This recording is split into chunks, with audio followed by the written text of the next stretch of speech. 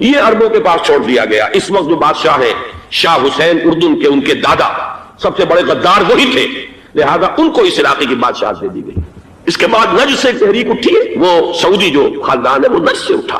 نجد میں اس وقت کچھ بھی نہیں تھا، وہ تو صرف ریت کے تودے تھے اور کچھ بھی نہیں، لہذا ادھر کسی استعماری قوت کو دیکھنے کی ضرورت ہی نہیں تھی. وہ تو بعد میں تیل برآمد ہوا، اس کی حیثیت ہو گئی، اور یہ امارات کا علاقہ جو ہے اس کی دنیا میں اب گویا کہ یوں سمجھیے کہ جو سب سے زیادہ اہم علاقے ہو سکتے ہیں روئے ارضی کے نقشے پر، ان میں سے ایک وہ ہو گیا. لیکن یہ اس وقت کی بات میں کر رہا ہوں، کوئی حیثیت نہیں تھی، لہذا اس کو چھوڑ دیا گیا. یہ ہے تاریخی پس منظر، یہ لکیریں جو کھینچی گئی ہیں. یہ ایک ملت اسلامیہ کو جو قومیتوں میں تقسیم کیا گیا، پھر نعرے لگوائے گئے المصر للمصریین الشام للشامیین. اب شامی ایک علیحدہ قوم ہو چکے ہیں، مصری ایک علیحدہ قوم ہو چکے ہیں، عراقی ایک علیحدہ قوم ہو چکے ہیں. یہ ساری تقسیمیں استعمار کی پیدا کرنا ہے، اس کا کوئی تعلق اسلام کے ساتھ نہیں. اب ضرورت تو اس بات کی تھی کہ استعمار کے پنجے جب یہاں سے کچھ ہٹے، دوسری جنگ عظیم کے بعد ایک دور آیا، امریکہ ابھرا ہے دنیا کی عالمی سطح پر سیاست میں. اس کے ہاں کچھ آزادی کے تصورات تھے، اس نے بھی سپورٹ کیا. برطانیہ کمزور ہو چکا تھا، وہ اتنے بڑے علاقے کو ہولڈ نہیں کر سکتا تھا. ہندوستان بھی آزاد ہوا، پھر یہ کہ اور دوسرے علاقوں سے بھی اس کو پسپائی اختیار کرنی پڑی. استعمار کے پنجے جس طرح بھی ہوئے، ان کے سینوں سے، عربوں کے سینوں سے جو ہے گویا کہ وہ ہٹے. لیکن امریکہ نے ایک اپنی بہت بڑی حکمت عملی جو اختیار کی، عالم عرب کے سینے میں اسرائیل کا خنجر پیوست کر دیا تاکہ یہ کبھی آزاد نہ ہو جائیں، ہمارے انگوٹھے تلے رہے، ہماری پالیسی گمن کرے. یہ استعمار کا دوسری جنگ عظیم کے بعد جہاں برطانوی استعمار، فرانسیسی استعمار رفتہ رفتہ یہ ہٹنے شروع ہوئے. صدر ناصر نے انگریزوں کو اٹھا کر پھینکا میڈیٹرینین میں اور دوسرے جگہوں سے. الجزائر نے آزادی حاصل کی فرانس سے، اطالویوں سے جو ہے لیبیا والوں نے آزادی حاصل کی، یہ ہو گیا. لیکن ایک خنجر پیوست کر دیا گیا اسرائیل کا سینہ عرب. اس صورتحال میں ظاہر بات ہے کہ ایک تو بڑی آئیڈیل پوزیشن تھی کہ پورا عالم اسلام متحد ہو، لیکن وہ تو بہت دور کا خواب معلوم ہوتا ہے. علامہ اقبال سے بڑا کوئی نقیب نہیں ہے ملت اسلامی کی وحدت کا. ایک ہو مسلم حرم کی پاسبانی کے لیے نیل کے ساحل سے لے کر تابخا کے کاشغر. لیکن انہیں بھی اپنے لیکچرز میں کہنا پڑا کہ اس وقت جو صورتحال ہے، پورے عالم اسلام کی ایک وحدت بن جانا تو تقریباً ناممکن نظر آ رہا ہے. اگر کسی طرح ایک common wealth of Muslim nations وجود میں آ جائے تو بھی بڑی کامیابی ہوگی. لیکن اس سے بھی پہلے یہ تو زیادہ آسان تھا کہ عالم عرب ایک وحدت کی شکل اختیار کرنا. یہ تو ایک قوم ہے، اکثر و بیشتر ایک نسل یا زیادہ دو نسلیں کہتی ہیں. شمالی افریقہ میں بربر نسل بھی ہے، باقی تو سب عرب ہیں. یہ پورا عالم ایک نسل، ایک زبان، پورے اتنے رقبے کے اوپر بولے جانے والی ایک زبان، یہ تو ایک ہو جائے. افسوس یہ ہے کہ اس کا ایک ہو جانا، ایک شخصیت ابھری تھی جو مذہبی مزاج کی شخصیت تھی، جو دینی مزاج کی حامل شخصیت تھی. اگر اس کی قیادت میں عالم عرب متحد ہو جاتا تو واقعتاً ایک بہت بڑا جو ہے مرحلہ وہ طے ہو جاتا پوری عالمی ملت اسلامیہ کی ایک وحدت اختیار کرنے کا. وہ شخصیت تھی شاہ فیصل شہید کی. اور اس لفظ کے ساتھ ہی آپ کے ذہن میں آ گیا ہوگا کیوں انہیں شہید کر دیا گیا، کس نے کیا کرایا، کہاں سے تعلیم حاصل کر کے آیا تھا وہ جس نے شہید کیا شاہ فیصل شہید کو. اس کی گردن پر کون سوار تھی؟ وہ یہودی لڑکی کے جس کے فوٹو بھی شائع ہوئے، ایک گردن پر اٹھائے کھڑا ہوا شہزادہ اپنی ایک یہودی دوست کو، لڑکی کو. اور وہی ہے کہ جس نے جا کر پستول سے شہید کیا ہے. جہاں میں اچھی طرح جان لیجئے، جیسے بارہا میں نے عرض کیا ہے کہ حضرت عمر کو شہید کرنے والا کہنے کو ابو لولو فیروز تھا، لیکن اس کے پیچھے پورا ایرانی نسل پرستی کا جو پورا پس منظر ہے، اسے تو ہر شخص جس کی ذرا بھی نگاہ جو ہے جو صرف منظر کو نہ دیکھ رہی ہو، پس منظر کو بھی دیکھنے والی ہو، وہ تو جان دے گی کہ ابو لولو فیروز ایک فرد کا نام نہیں تھا، وہ ایران کا انتقام تھا عالم عرب سے. بالکل اسی طریقے سے یہ امریکی استعمار کا ہتھ کنڈا تھا، اسے محسوس ہوا. شاہ فیصل مذہبی مزاج کا شخص یہ ابھر رہا ہے، اور یہ شاہ فیصل کی حکمت عملی کا ذرا آپ اندازہ کیجئے. لاہور میں سمٹ کانفرنس ہوئی، اس میں وہ آئے، سب سے ٹاورنگ پرسنالٹی پورے اس وقت عالم اسلام کے اندر شاہ فیصل کی تھی. اور وہ گویا کہ ایک بہت ہی جس کو کہا جائے کہ ایک بہت ایلڈرلی، ایک بزرگانہ ایک شخصیت جو ہے، اور انہوں نے اپنی دولت کے دروازے، عرب میں وہ مشہور تھے کہ نہایت خسیس اور بخیل انسان ہے، اس لیے کہ وہاں وہ خرچ کرتے تھے حساب کتاب کے ساتھ، لیکن ان کے خزانے کھلے ہوئے تھے عالم اسلام کے لیے. ادھر بھی مدد ہے، ادھر بھی مدد ہے، ادھر بھی کام ہو رہا ہے، ادھر بھی کام ہو رہا ہے. پھر انہوں نے تیل کا ہتھیار استعمال کر کے ایک دفعہ امریکہ کو دن میں تارے دکھا دیے تھے، لہذا ان کا ہٹایا جانا سین سے یہ امریکی استعمار کے لیے لازم تھا. اب لے دے کر رہ گئے کون؟ سیکولر مزاج کے لوگ. پہلی اٹمپٹ جمال عبد الناصر نے کی، ناکام ہو گیا. قذافی صاحب نے کوشش کی کہ وہ ان کی جانشینی حاصل کر لے، ناکام ہو گیا. اب ایک تیسری شخصیت صدام حسین کی، ملحد ہے، اسلام سے کوئی سروکار نہیں. باس کا فلسفہ سیکولرزم پلس عرب نیشنلزم، یہ اصول ہے، لیکن یہ ہے کہ یہ شخصیت ابو بکر ایسی آئی ہے کہ اس سے اس وقت یہ جان لیجئے، میں امریکہ میں بھی عربوں سے مل کر آیا ہوں، سعودی عرب میں بھی اب میں وہ دیکھ آیا ہوں، نوجوان نسل جو ہے عربوں کی، پورا جو دوسرے عرب ممالک ہے جہاں پر کہ مذہب کا اتنا چرچا ہی نہیں ہے، پورا فلسطینی عرب، جارڈن کے عرب، شامی عرب عوام، وہ سب کے سب صدام کے پیچھے ہیں، اس لیے کہ انہیں نظر آ رہا ہے کہ ایک شخص پھر ایسا پیدا ہو کر سامنے آ گیا ہے جو شاید عالم عرب کو پھر یونائٹ کر دے، اور یہ ہے اصل وہ شے کہ جو امریکہ کے لیے کسی صورت میں قابل قبول نہیں۔ دولت کے یہ ذخائر، خلیج کی یہ دولت، سیال سونا اور اس کے ذخیرے، اور یہ کسی طریقے سے یہ امریکہ کے زیر اثر نہ رہے، یہ ہے وہ شے جو اسے برداشت نہیں ہے۔ وہ کوئی عربوں کی محبت میں نہیں آیا 2.5 لاکھ فوج لے کر، وہ کوئی شاہی عرب جو خاندان ہے سعودی، اس سے اس کی کوئی دلچسپی نہیں ہے، کوئی پتہ نہیں کہ وہ خود ان کو ہٹا دے اور وہاں پر کوئی جمہوری ڈھانچہ جو ہے وہاں پہ کھڑا کروا دے خود امریکہ۔ اس لیے کہ سعودی عرب میں دیکھ آیا ہوں، حالات اگرچہ ظاہر بات ہے کہ زیادہ گہرائی میں تو وہاں جانے کا موقع ہی نہیں ہوتا، بہت ہی مستبد حکومت ہے، لیکن صاف نظر آ رہا ہے کہ اس وقت دونوں طبقے نوجوانوں کے جو ہے وہ شاہی خاندان کے شدید خلاف ہو چکے ہیں۔ جو وہاں پر جدید مثقف طبقہ ہے، جدید تعلیم یافتہ، جو باہر پڑھ کر آیا ہے امریکہ میں اور کہیں اور وہ کثیر تعداد میں، اب وہ صاف سوال کر رہے ہیں کہ یہ بلینز اور بلینز آف ڈالرز کے جو ہمارا خرچہ آتا تھا، ہمارے ہتھیاروں کے آرڈر جاتے تھے، وہ کہاں گئے؟ کل 65,000 فوج، اور عرب کے پاس، سعودی عرب کے پاس اتنے ٹینک بھی نہیں ہیں جتنے کہ یمن جیسے غریب ملک کے پاس ہے، تو ہمارا روپیہ یہ گیا کہاں؟ یہ ایک سوال ہے جو ہر شخص کے ذہن کے سامنے ہے۔ اب ہمیں اپنے معاملات کو خود سنبھالنا ہوگا۔ اسی طریقے سے جو مذہبی طبقہ ہے، اور وہاں ہے بڑی تعداد میں مذہبی طبقہ نوجوان جن میں بڑا جذبہ ہے، اور ان کا وہ جوش جہاد انہیں جہاد افغانستان تک لے کر آیا ہے۔ سینکڑوں عرب نوجوان یہاں جو ہے شہید ہوئے، اپنے ملک میں تو انہیں بولنے کی بھی کوئی امکان نہیں ہے، لیکن یہاں وہ جذبہ جو اندر اندر پروان چڑھ رہا ہے، وہ جذبہ انہیں لایا ہے، اور افغانستان کی سنگلاخ وادیوں کے اندر انہوں نے جام شہادت نوش کیا ہے۔ وہ طبقہ بھی شدید مخالف ہو چکا ہے کہ انہوں نے امریکیوں کو بلا کر، ان میں یہودی بھی ہیں، عیسائی تو ہے ہی ہے، یہودی ہیں، یہودی عورتیں ہیں، جو کچھ اب وہاں بے حیائی اور بے پردگی کے مناظر نظر آ رہے ہیں۔ یہ سرزمین عرب، میں نے امریکہ میں تقریر سنی ہے اسنا کے جو فائنل ان کا ایک سیشن تھا، اسلامک سوسائٹی آف نارتھ امریکہ، جس میں میں مدعو کیا گیا تھا، اسی لیے میں نے یہ سفر کیا تھا۔ ایک نوجوان نے جو تقریر وہاں پر کی ہے، واقعہ یہ ہے کہ میں حیران رہ گیا اس کی جرأت کا۔ اس نے کہا کہ حضور نے فرمایا تھا کہ جزیرہ نما عرب میں 2 دین جمع نہیں ہو سکتے، اور آج شاہی خاندان کی صرف اپنی حکومت کو بچانے کے لیے امریکیوں کو اتنی بڑی تعداد میں بلا لیا گیا ہے، جن میں موبائل چرچ بھی ہیں، موبائل سینیگوگز ہیں، یہودی مرد اور عورتیں جو ہے دندناتے پھر رہے ہیں آج عرب کی سرزمین پر۔ لہذا جو مذہبی طبقہ ہے وہ اس پر شدید رد عمل جو ہے اس کے اندر پایا جاتا ہے۔ یہ حالات ہیں جو میں آپ کے سامنے چاہتا تھا کہ رکھوں، یہ وہ شامت اعمال ہے۔ ایک طرف یہ کہ وہ شخصیت جو ہے صدام حسین کی، وہ کوئی پسندیدہ شخصیت نہیں، لیکن یہ کہ اس شخصیت کو تقویت دینے والے بھی تو یہی لوگ تھے۔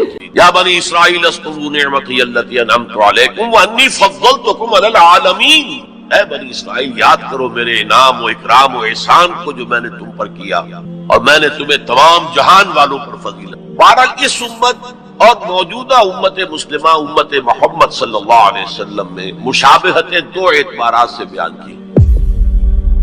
ایک اس اعتبار سے مسلمانوں تم میں بھی وہ ساری گمراہیاں پیدا ہوں گی جو سابقہ امت میں پیدا ہوئی۔ لَتَتَّبِعُنَّ سُنَنَ مَنْ كَانَ قَبْلَكُمْ، تم لازماً پیروی کرو گے ان کے طور طریقوں کی کہ جو تم سے پہلے تھے، حتیٰ کہ اگر وہ گوہ کے بل میں گھسے تھے تم بھی گھسو گے، اور اگر ان میں سے کوئی شقی ایسا اٹھا تھا کہ اس نے اپنی ماں سے زنا کیا تو تم میں بھی کوئی بدبخت ضرور ایسا اٹھے گا جو اپنی والدہ سے زنا کرے۔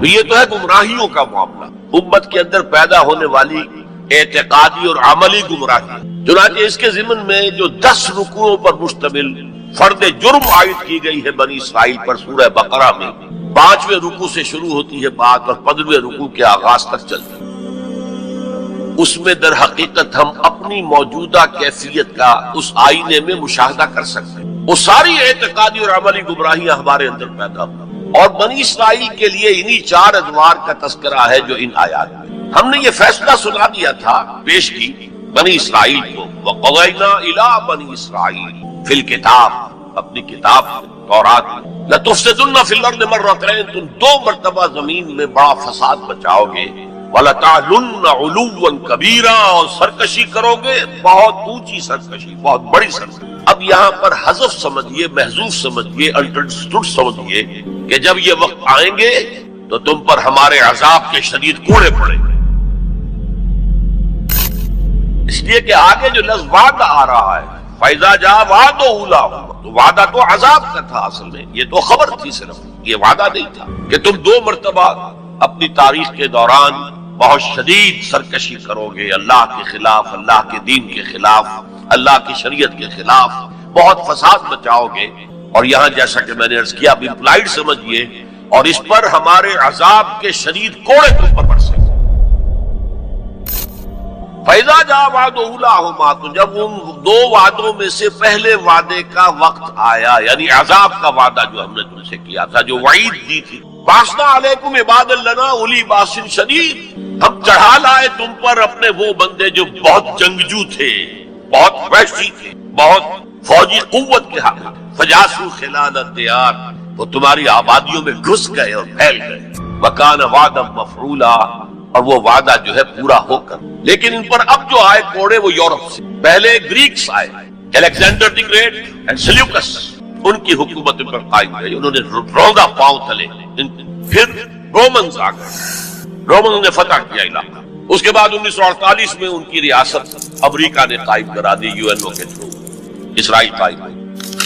1967 میں اس نے اپنی حدود بڑھا لی، اور جو 1948 میں اسرائیل قائم ہوا تھا اس میں یروشلم کو 2 حصوں میں تقسیم کیا. مشرقی حصہ مسلمانوں کے پاس رہے گا، فلسطینیوں کے پاس، مغربی حصہ جو ہے وہ یہودیوں کے پاس رہے گا. اب آئیے اس خاکے میں رنگ بھریے امت مسلمہ کی تاریخ.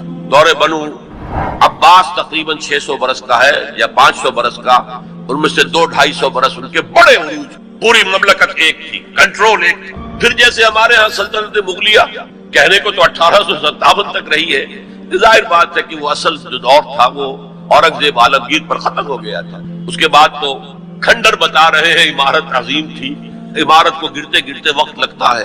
اسی طرح اس کے بعد اس وقت پھر جب اور ان کے ہاں عیاشیاں شروع ہو گئیں، کوہ قاف کا سارا حسن نسوانی لا کر محلوں میں، ہزاروں کی تعداد میں کنیزیں ہیں، ناو نوش ہے، رقص و سرود ہے، کیا نہیں تھا جو ہوا ہے. زوال عوام کے اندر، بدعات، رسومات، یہ ساری چیزیں ہوئی تو اللہ کے عذاب کے اب کوڑا پڑا، پہلا کوڑا زبردست. جیسے وہاں 2 حصوں میں آیا تھا، کاربن کاپی بتا رہا ہوں آپ، حزب النال من نال. پہلے شمال سے آئے کروسیڈرز، صلیبی ہورڈز، انہوں نے میڈیٹرینین کا سارا ساحلی علاقہ تہس نہس کر دیا، اور 1099 میں یروشلم بھی فتح کر لیا. اور اتنا خون بہایا ہے، اتنا خون بہایا ہے، وہ خود یہ لکھتے ہیں ان کے ہسٹورینز کہ جب صلیبی داخل ہوئے ہیں ان کے فوجی گھوڑوں کے اوپر سوار ہو کر، تو گھوڑوں کے گھٹنوں تک خون کی ندیاں بہ رہی. اس کے بعد 88 برس تک یہ یروشلم عیسائیوں کا، 88 لانگ ایئر. کھویا عربوں نے، واپس لینے کی سکت عربوں میں نہیں تھی. عیاشیوں کی وجہ سے وہ کمزور ہو چکے تھے، کھوکھلے ہو چکے. واپس لینے والا کرد تھا، کرد خون، صلاح الدین ایوبی رحمت اللہ. یہ ہوا 1187 عیسوی میں. 1099 میں قبضہ ہوا، 1187 عیسوی میں واپس لیا. 88 برس تک وہ کروسیڈرز کے قبضے میں. اور اس کے بعد جیسے نبوکڈنیزر آیا تھا مشرق سے، عراق فلسطین کے مشرق میں ہے، تو ہم پر جو طوفان آیا ہے، جو مسلمانوں پر اس وقت عذاب الہی آیا ہے، وہ تاتاریوں کے ہاتھ. کروڑوں مسلمان قتل ہوئے، لاکھوں کی بات نہیں ہے. بنی اسرائیل کی امت چھوٹی سی امت تھی، یہ امت بہت وسیع تھی. اگر ان کے لاکھوں قتل ہوئے تھے تو ان کے تو کروڑوں ہوئے. خارزم شاہ کی عظیم مملکت، سینٹرل ایشیا کی عظیم ترین سلطنت جو قائم ہوئی ہے، تاریخ ختم، تہس نہس. ایسا بھی کیا ہے تاتاری وحشیوں نے کہ ایک آبادی کے تمام انسانوں کو قتل کرنے کے بعد ان کے صرف سر علیحدہ کیے، سریاں، ان کو جمع کر کے ایک پہاڑی کی شکل بنائی. اس پہاڑی پر تخت جما کر ایک وحشی تاتاری سردار نے بیٹھ کر شراب پی. اور مسلمانوں پر دہشت اس درجے تھی کہ اگر 15-20 مسلمان بھی کہیں کوئی تاتاری جو ہے انہیں مل جاتا تھا اکیلا، اور وہ مسلح بھی نہیں، اور وہ کہتا تھا کھڑے رہو یہیں پر، میرے پاس اس وقت تلوار نہیں ہے، میں تلوار لے کر آ کے تم سب کو قتل کروں گا. وہ کھڑے رہتے تھے جیسے کہ بھیڑیں بکریاں کھڑی ہوں، اور وہ آ کر ایک ایک کو قتل. ضربت علیہم الذلۃ والمسکنۃ وباؤوا بغضب من اللہ. یہ دور انتہائی تاریخ دور تھا، انتہائی تاریخ دور تھا. عرب معزول کر دیے گئے. 1258 میں خارزم شاہ کی سلطنت کو تہس نہس کر کے، افغانستان کے اکثر حصے کو برباد کر کے، تہوبالا کر کے، پھر ایران کی سلطنت کو تہس نہس کر کے، اور عراق کے مشرقی پورے نصف حصے کو ختم کر کے 1258 عیسوی میں انہوں نے بغداد فتح کیا ہے اور آخری خلیفہ بنو عباس کا مستعصم باللہ اس کو محل سے نکالا ہے، ایک جانور کی کھال میں لپیٹ کر گلی میں ڈال دیا اور گھوڑے دوڑا دیے، کچل دیا۔ جو احیاء اب ہوا کس کے ہاتھوں ہوا؟ انہی تاتاریوں کے ہاتھوں ہوا ہے۔ آیا فتنہ تاتار کے افسانے سے باسما مل گئے کعبے کو صنم خانے سے، جنہوں نے کروڑوں مسلمانوں کو قتل کیا، اسلام نے انہیں فتح کر لیا، اسلام نے آیا۔ اب جو عالم اسلام کے اندر قوتیں ابھری ہیں، کوئی ایک مرکزی حکومت تو اس کے بعد نہیں بن سکی، اور عربوں کو اس وقت سے جو ڈیپوز کیا گیا، معزول کیا گیا، امت مسلمہ کی قیادت ان سے چھین لی گئی۔ اور یہ وہ بات تھی کہ جو بالکل شروع میں سورہ محمد صلی اللہ علیہ وسلم کہہ دی گئی تھی، ان تتولوا یستبدل قوما غیرکم، اگر تم پیٹھ دکھا دو گے اس مشن کو جو ہم نے تمہارے حوالے کیا ہے تو اللہ تعالیٰ تمہیں ہٹا کر کسی اور کو لے آئے گا۔ That happened in the mid 13th century of Christian era. Fall of Baghdad 1298۔ اب اس کے بعد وہ تاتاری ایمان لے آئے۔ اب تاتاریوں میں سے یہ سب ترک ہے، ترکش ہورڈز، ترکان تیموری جنہیں ہم مغل کہتے ہیں، ترکان تیموری انڈیا میں ان کی مملکت عظیم قائم ہوئی، ترکان صفوی ایران کے اندر ان کی مملکت قائم ہوئی، ترکان عثمانی اناتولیا کے علاقے سے وہ سردار جو تھا ترک سردار عثمان، اس نے آگے بڑھ کر حکومت ایک بنائی ہے، اور وہ جس طرح پھر پھیلی ہے، پورا مشرقی یورپ اس نے فتح کیا ہے۔ ترکوں نے قسطنطنیہ فتح کر کے پھر مشرقی یورپ میں ویانا تک کا جا کر محاصرہ کیا ہے، پورا مغربی ایشیا اس کے تحت آ گیا، پورا شمالی افریقہ اس کے تحت آ گیا۔ جو کبھی گریٹ رومن امپائر ہوتی تھی، بالکل اس پیمانے کی گریٹ آٹومان امپائر دنیا میں قائم ہے۔ یہ سلطنت عثمانیہ، اس میں 400 برس تک خلافت ہوئی، خلافت عربوں سے منتقل ہو کر ترک، اس کے بعد پھر زوال آیا۔ سلطنت عثمانیہ بھی یورپ کا مرد بیمار بن گئی، زوال آتا ہے، ہر کمال راہ زوال ہے۔ یہ جو ہمارے دو دور عروج آئے، ان میں سے ایک میں عربوں کے جو زیر قیادت دور تھا، اس میں یورپ میں داخل ہوئے مسلمان عرب اور بربر جبل الطارق کے ذریعے سے، طارق ابن زیاد کی سرکردگی میں، جو موسیٰ ابن نصیر کے بہت بڑے جرنیل تھے، اور آئیبیرین پیننسولا پورا فتح کر گیا، پورا موجودہ پورچگل اور اسپین پورا کا پورا، پائرنیز کو کراس کیا، سلسلہ کوہ جو ہے جو فرانس کو علیحدہ کرتا ہے اسپین سے، آئیبیرین پیننسولا سے، اور ہارٹ آف فرانس تک پہنچ گیا۔ لیکن وہاں ایک بڑی زبردست شکست تھی، ایک بہت بڑے فرانسیسی سردار نے، یہ 732 کا واقعہ، حضور کے انتقال کے 100 برس بعد، 632 میں حضور کا انتقال ہوا، 732 میں بڑی زبردست شکست ہوئی۔ حالانکہ جبکہ یہ سیلاب جا رہا تھا، تو عجیب بات ہے جو آپ نے شاید کبھی نہ سنی ہو، انگلینڈ میں شہنشاہ تھا ایمپرر ہوسا، HOSSA، وہ ایمان لے آیا، اس نے دیکھا آ رہا یہ سیلاب، میرا بھی ستیہ ناش ہو جائے گا۔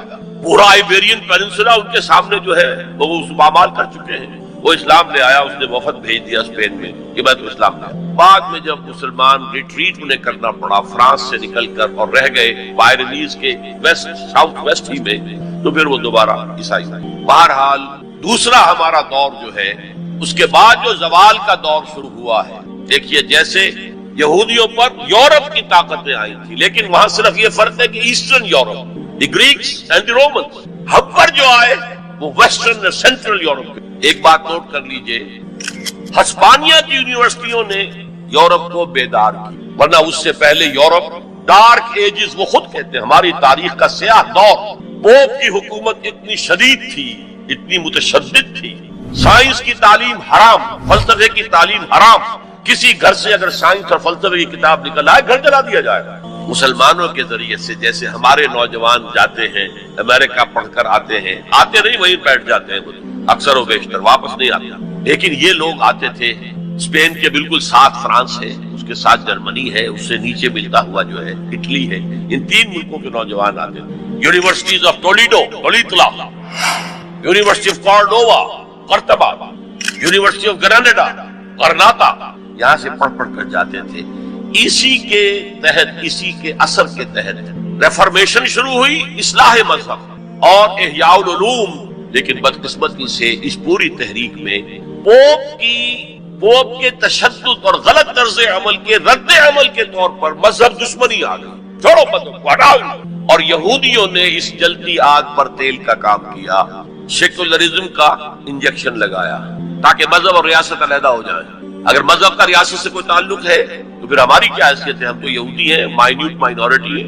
اگر مذہب علیحدہ، سیاست علیحدہ، ریاست علیحدہ، تو ہم بھی مکمل شہری ہیں، برابر کے حقوق ہیں ہمارے۔ یہ انہیں سوٹ کرتا تھا۔ پھر انہوں نے پوپ کا جب تک حکومت تھا تو سود ہر سطح پر، ہر نوعیت کا حرام تھا، یوزری بھی اور کمرشل انٹرسٹ بھی حرام۔ لیکن انہوں نے عیسائیت کے دو حصے کیے، جیسے ہمارے ہاں عبداللہ ابن سبا آیا تھا یہودی یمن سے، اور اسلام کا لبادہ اوڑھ کر اس نے مسلمانوں کے اندر الفتنۃ الکبریٰ پیدا کی، اور اس وقت سے جو ہمارے ہاں شیعہ سنی کی تقسیم ہوئی ہے وہ آج تک ہے۔ اسی طریقے سے کرسچینٹی کو انہوں نے پھاڑ کر کیتھولسزم اور پروٹیسٹنٹزم کے اندر تقسیم کی، اور پروٹیسٹنٹس جو ہیں ان کو اعلی کار بنایا۔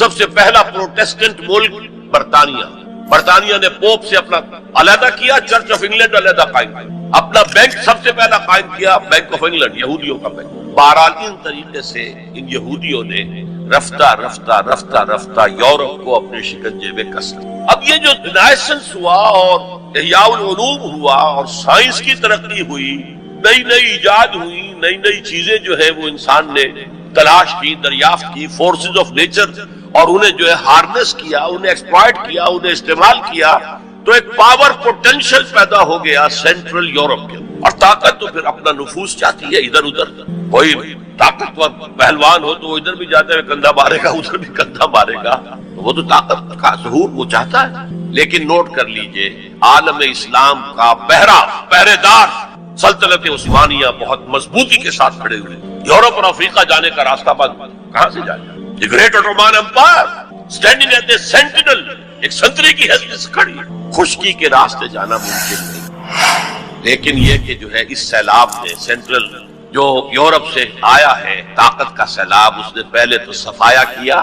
یہ دوسرا ڈاؤن فال ہمارا شروع ہو رہا ہے۔ سب سے پہلے صفایا کیا ہسپانیہ کا، 1492 میں فال آف گریناڈا، آخری مسلمان ریاست غرناطہ کی ختم ہو گئی 1492۔ اس کے بعد تقریباً 10 سال کے اندر اندر ہسپانیہ کو پاک کر دیا گیا مسلمانوں سے، یا قتل کر دیے گئے، یا جلا دیے گئے، یا کچھ نے عیسائی بن کر جانے بچائی، اور باقی کو جہازوں میں بھر بھر کر لے جا کر نارتھ افریقہ کے ساحل پر ڈمپ کر دیا، جاؤ دفعہ۔ یہ ہے زوال ثانی ہمارا، اور اس کے اوپر اللہ کے عذاب کے۔ ہسپانیہ 800 برس یہاں حکومت کی، مسلمان کا نام و نشان نہ۔ 1492 میں ہوا تھا فال آف گریناڈا، 1498 میں واسکو ڈی گاما نے راستہ تلاش کر لیا مشرق کا، اوٹومان امپائر کو بائی پاس کر کے افریقہ کے مغربی ساحل کے ساتھ نیچے تک جا کر round the Cape of Good Hope, اور پھر وہاں سے مشرق کے جزائر شرق الہند، جاوا، سماٹرا، ملایا، ہندوستان۔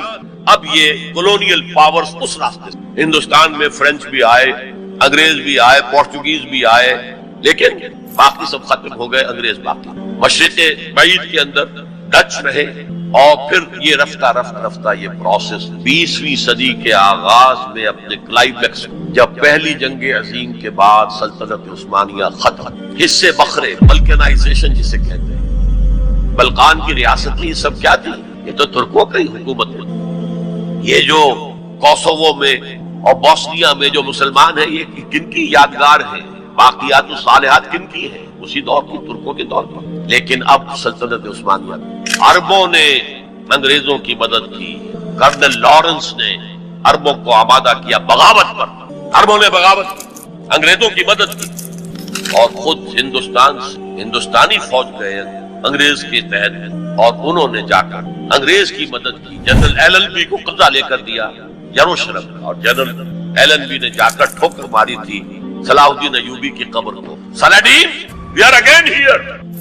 یہ ہمارا زوال جو ہے انتہا کو پہنچ گیا پہلی جنگ عظیم کے بعد۔ وعدے کیے گئے تھے عربوں سے تمہیں آزادی دیں گے، لیکن ہوا کیا؟ حصے بکھرے کر دی، ٹکڑے کر دی، یہ تمہارا، یہ میرا، یہ اس کا۔ عراق اور مصر ہمارے برطانیہ کے، شام فرانس کا، لیبیا اٹلی کا، پھر الجزائر فرانس کا۔ یہ ساری تقسیم بندر بانٹ، اس حدیث کا نقشہ سامنے آ گیا جو حضور نے ایک دفعہ صحابہ سے کہا، یوشک ان تداعی علیکم الامم، مجھے اندیشہ ہے کہ ایک وقت آئے گا کہ دنیا کی قومیں تم پر ایک دوسرے کو دعوت دیں گی، آئیے آئیے آئیے، یہ نرم کھانا موجود ہے بہت اچھا نرم گرم، آؤ میں ادھر سے کھاؤں گا تم ادھر سے کھاؤ۔ قومیں تم پر ایک دوسرے کو دعوت دیں۔ صحابہ گھبرا گئے، اب ان قلت نحن یومئذ یا رسول اللہ، حضور کیا یہ اس وجہ سے ہو جائے گا کہ ہم اس زمانے میں بہت قلیل تعداد میں رہ جائیں گے؟ فرمایا نہیں، بل انتم یومئذ کثیر، تعداد تو تمہاری بہت ہوگی لیکن تمہاری حیثیت کیا ہوگی؟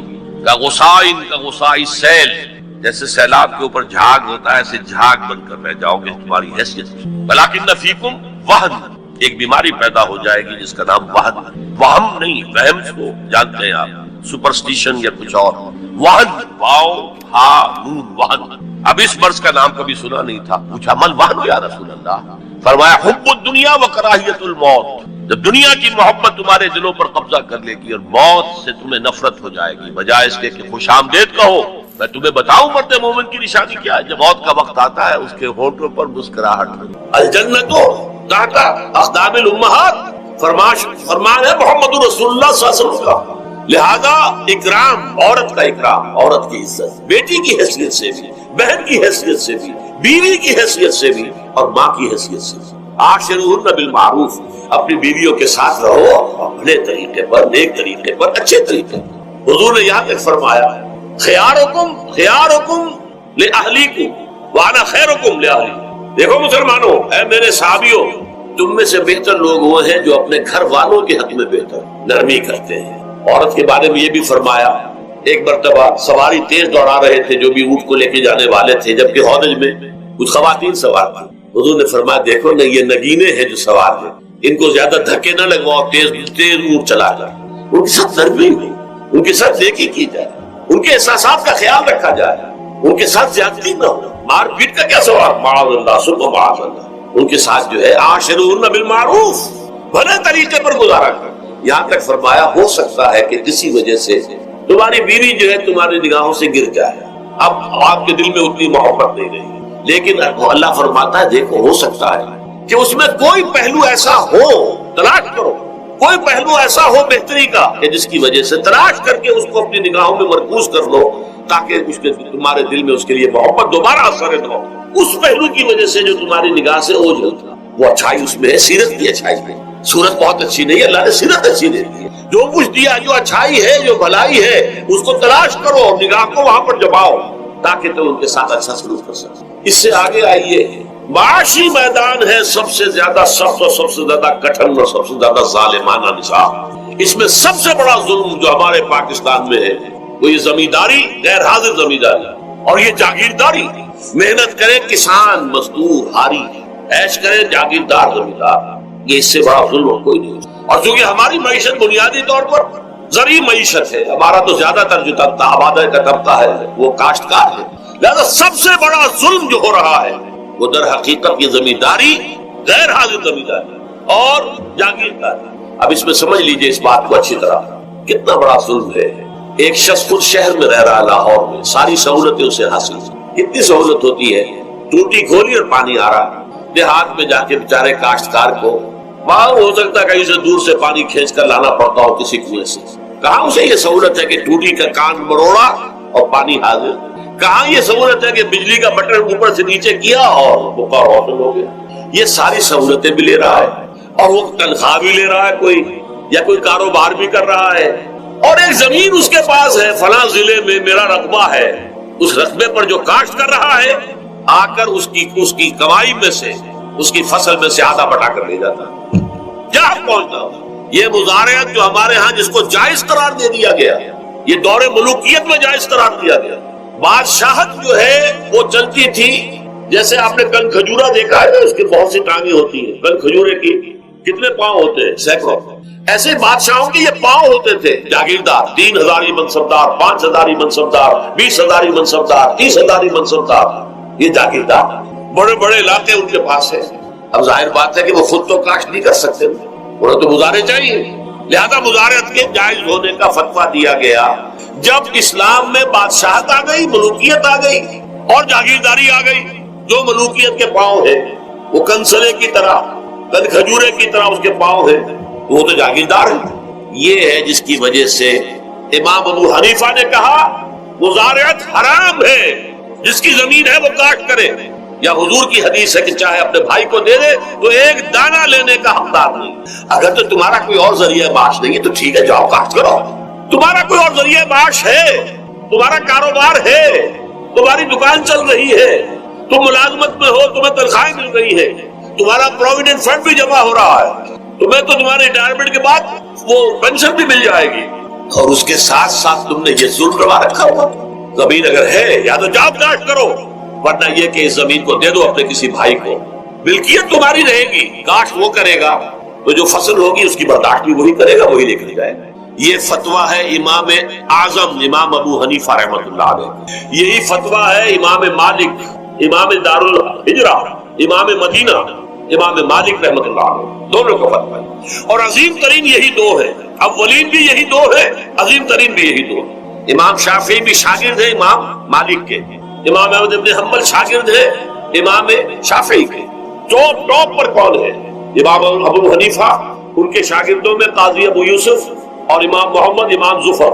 ادھر امام مالک، ان کے شاگردوں میں پھر امام شافعی، پھر ان کے شاگرد امام احمد ابن حنبل.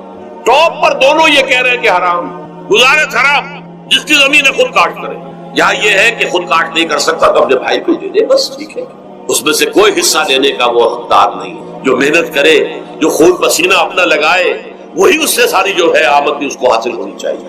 یہ مجھے حال ہی میں یہ آپ کے علم میں ہونا چاہیے، یہ فتویٰ دیا ہے قاضی ابو یوسف اور امام محمد نے. گزارت حلال ہے، جائز ہے. شرطیں لگائی انہوں نے کہ بیج بھی زمیندار دے، کوئی جانور وغیرہ ہے تو وہ بھی زمیندار کا ہو، اگر کوئی ٹریکٹر ہے تو اس کی بھی پیمنٹ جو ہے زمیندار کرے. یہ ہے شرطیں.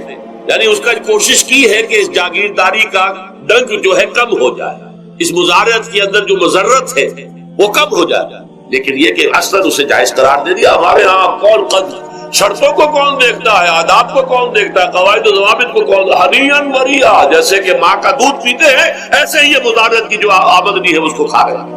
حرام ہے، حرام ہے، حرام. حال ہی میں ابھی ملاقات ہوئی میری مولانا زاہد الراشدی صاحب، آپ کے بہت قریب گجرانوالے میں، جو اس کی سب سے بڑی مسجد ہے، اس کے خطیب ہیں. انہوں نے بتایا ملا علی قاری نے بھی یہ لکھا، جو بہت بعد کے حنفی جو ہے وہ فقیہ ہے، کہ دلائل تو وہی ہیں جو امام ابو حنیفہ نے دیے ہیں، دلائل تو ان کے ساتھ ہے، لیکن مصلحت ہے جو جس کے تحت یہ فتویٰ دیا گیا.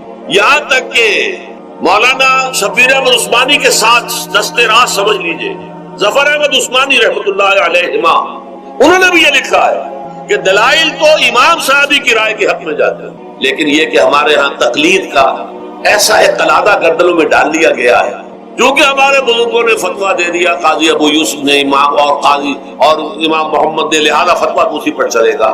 میں نے ان سے بات کی ان کا ڈٹ کر، میں نے کہا میدان میں آئیے، ناکام کیجیے. جب تک یہ مزارعت ختم نہیں ہوتی ہے، جب تک جاگیرداری اور زمینداری ختم نہیں ہوتی ہے، اس ملک میں کوئی سیاست صحیح آ ہی نہیں سکتی. یہ سیاست تو وڈیروں کا، جاگیرداروں کا، بڑے بڑے زمینداروں کا کھیل ہے. یہ آپ نے پتہ نہیں نام سنا ہے کہ نہیں، میوزیکل چیئرز گیم، یہ ہوتا ہے ان کا کھیلنے والوں کا، بہت زیادہ دولت والے جو ہے ان کا کھیل ہے. ان کو کام تو کوئی کرنا نہیں ہوتا، جاگیردار ہے اسے کوئی کام کر جاتا ہے. وہ بیٹھ کر ایک کلب بنا رکھی ہے، یہ پارلیمنٹ کیا ہے، کلب ہے، وہاں بیٹھ کے وہ اپنا وقت گزاری کرتے ہیں. یہ پوائنٹ آف آرڈر آ گیا ہے، اور یہ جو ہے ہماری حقوق جو ہے پریویلیج موشن آ گئی ہے، وہ کرتے نہیں گفتگو بیٹھ. تو یہ جان لیجئے کہ یہ ظلم کس نے کیا ہے؟ یہ خود کرتا ہے. یہ ہم نے اس نظام کو برداشت کیا ہوا. جب تک ہم نہیں اٹھیں گے یہ نظام ختم نہیں ہوگا. خود کردہ کا علاج خود ہی کرنا ہوگا. یہ غلط نظام جو چلا آ رہا ہے، جب تک اس کو ہم بدلیں گے نہیں، اس کو ختم نہیں کریں گے، اس وقت تک یہ ظلم کیسے ختم ہوگا. اس سے آگے آئیے، ایک ہے کارخانے دار. کارخانے دار کو اور مزدور کو آپ نے چھوڑ دیا کہ باہم طے کریں. کارخانے دار کہتا میں تو صاحب آپ کو 15 روپے دوں گا، کام کرنا ہے تو کرے، نہیں کرتے نہ کرے. آپ نے زیادہ سے زیادہ یہ کیا کہ نہیں، یہ ویج بہت کم ہے، آپ نے ایک یونین بنا لی، کچھ ہڑتال کر دی. اچھا ہڑتال کر دی، 10 دن کی ہڑتال کے بعد غریب مزدور کا تو بچہ ہو سکتا ہے بھوکا مرنے لگے. کارخانے دار کی صحت پہ کوئی اثر پڑے گا؟ اس میں لاکھوں ہے، کروڑوں ہے، اس کی صحت پر کوئی اثر نہیں پڑتا. لہذا یہ ظلم ہے. اس ظلم کا علاج کیا ہے؟ اگر یہ ضمانت ریاست کی طرف سے، حکومت کی طرف سے، کہ اگر تمہیں تمہاری مناسب مزدوری نہیں ملتی مت کرو کام، لیکن تمہارے بچے کو بھوکا ہم نہیں مرنے دیں گے، تمہیں سبسسٹنس الاؤنس دیں گے، ان امپلائمنٹ الاؤنس دیں گے، ہم زکات کا نظام قائم کریں گے جس کے تحت کے انڈر رائٹ کر دیں گے، طے کر دیں گے، لکھ دیں گے کہ ہر شہری کی بنیادی ضروریات کی کفالت ریاست کے ذمے ہے۔ اب اگر ایسا ہے تو ایک آدمی پاؤں جما کر بات کرے گا نا کارخانے دار کے ساتھ، ایک امپلائی جو ہے امپلائر سے بات کرے گا پاؤں جما کر، جناب آپ مجھے تنخواہ کم دے رہے ہیں میں کام نہیں کروں گا۔ لیکن اب کیا ہے، جناب آپ مجھے تنخواہ کم دے رہے ہیں میں کام نہیں کروں گا، مالک کہتا ہے جاؤ دفعہ ہو جاؤ۔ پھر وہ کیا کہتا ہے، اچھا ایسی تنخواہ پہ کام کروں گا، اس کا تو کوئی فائدہ اسی کی جائے کہاں ہو۔ مارکیٹ میں تو سرمایہ داروں کا گٹھ جوڑ ہے، انہوں نے کارٹل بنا رکھے ہیں، وہ تو ظاہر بات ہے کہ وہ ویج نہیں بڑھائیں گے، الا یہ کہ مزدور کی پوزیشن ایسی ہو کہ وہ بھی ڈٹ کر کھڑا ہو جائے۔ اور وہ ڈٹ کر کھڑا کب ہوگا؟ جب اس کو ضمانت ملی ہوئی ہو ریاست کی طرف سے، حکومت کی طرف سے کہ اگر تمہارے پاس جاب نہیں ہوگا، کام نہیں ہوگا، تمہارے پاس کوئی مزدوری نہیں ہوگی تو تمہیں اتنا وظیفہ تو ہر مہینے ملتا رہے گا جس سے تم اور تمہارے اہل و عیال جو ہے وہ کم سے کم زندہ رہ سکتے، پھر کھڑے ہو کر بات کر سکتا ہے مزدور، پھر صحیح جو ہے ان کے درمیان معاہدہ ہوگا تو وہ منصفانہ ہوگا، عادلانہ ہوگا۔ جب تک یہ نہیں ہے، اور یہ نظام کیسے ہوگا جب تک کہ زکات کا نظام قائم نہ کیا جائے۔ اب زکات کا بھی ایک نظام تو وہ تھا جو بدنام کرنے کے لیے زکات کو ضیاء الحق صاحب نے نافذ کیا، وہ تو بدنامی ہے، وہ تو سود کا کمیشن ہے کہ سود میں آپ کو اگر 6% ملتا تھا تو 2.5% انہوں نے کاٹ لیا، 4.5 3% آپ کو دے دیا، تو سود میں سے حصہ لے لیا ہے۔ سود کو حرام کریں اور زکات پورے مال پر، سارے تجارتی اموال پر مال زکات لے۔ آپ کی دکان میں جناب 10 لاکھ کا مال پڑا ہوا ہے، 2.5% کے حساب سے دے دیجئے، کتنا من اکاؤنٹ آپ کر لیجئے گا۔ کوئی ایک ہے اسٹاکسٹ، آپ کے گودام میں اتنا اسٹاک پڑا ہوا ہے، اتنی مالیت کا 2.5% دیجئے، تمہاری اتنی بھیڑیں بکریاں ہیں، اتنی بھیڑیں اتنی بکریاں نکال دو، جب تک کہ تمام اموال میں سے زکات نہ لیجیے۔ یہ کیا کہ بینک کے اندر جو جمع ہے اس پر سے زکات کاٹ لی، انا للہ و انا الیہ راجعون، نام اس کا زکات رکھا اور خیرات کا ایک نظام بنا دیا، کچھ خیرات اور کچھ سیاسی جو ہے اپنا ہتھ کنڈا کہ وہ ان کے ناظمین زکات جو بن رہے ہیں اور زکات کونسلیں بن رہی ہیں، وہ سب کون ہے؟ جو ہمارے سیاسی طور پر ہمارے ساتھی ہیں، ہمارے ورکرز ہیں، اور پھر جتنے غبن ہوئے ہیں اور جتنا اس نے مس اپروپریشن سب کو معلوم ہے ہمارے معاشرے میں۔ آخر اگر حکومت کے جتنے محاصل ہیں وہ غبن ہوتے ہیں تو زکات کا کیوں نہیں غبن ہوگا؟ زکات تو آسمان سے اتری ہے، بلکہ زکات میں سے غبن کرنا تو آسان ہے، اس لیے کہ سود میں سے کاٹا ہوا ہے، اس میں تو انسان جو ہے وہ برا بھی محسوس نہیں کرے گا کہ یہ تو سود ہے، لعنت ہے، اگر اس کو میں نے کچھ ہضم کر لیا تو کیا ہو گیا۔